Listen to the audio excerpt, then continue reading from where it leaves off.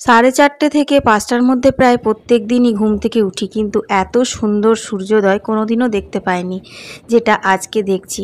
Hello বন্ধুরা, আসানসোল থেকে আমি অর্পিতা, তোমাদের Arpita. Welcome to our YouTube channel Arpita daily blog. তো এখন বাজে 5:30 আর আমরা দেখো এখন রেডি হয়ে বেরিয়েছে পড়ছি।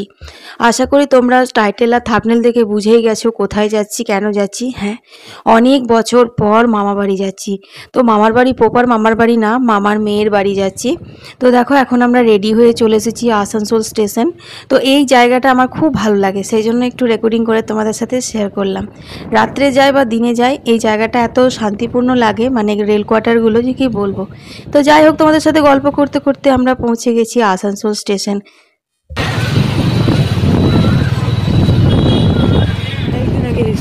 6:13 বাজছে। 2 বছর আগে মনে হয় না? 2 বছর মানে আমরা এখন বসে থাকবো এখানে স্টেশনে কতক্ষণ দেখি।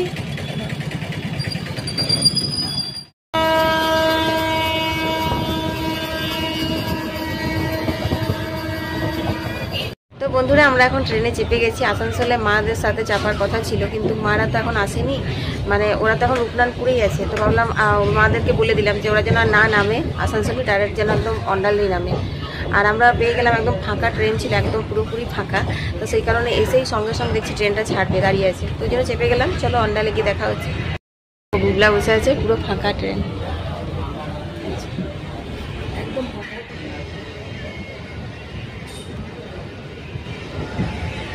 বন্ধুরা আমরা চলে এসেছি, এখন মা নেমে যাচ্ছে। এই তো একদম ফাঁকা ট্রেন ছিল।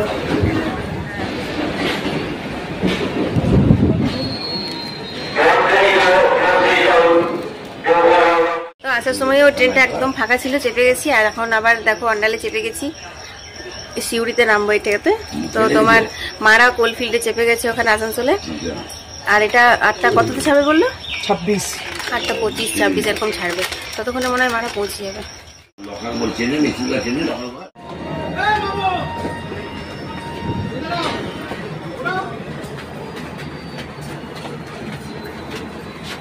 হ্যাঁ চলো।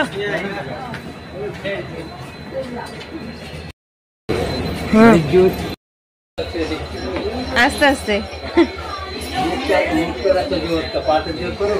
সেই বুবলা কই? হ্যাঁ একদম ফাঁকা। 50 বছর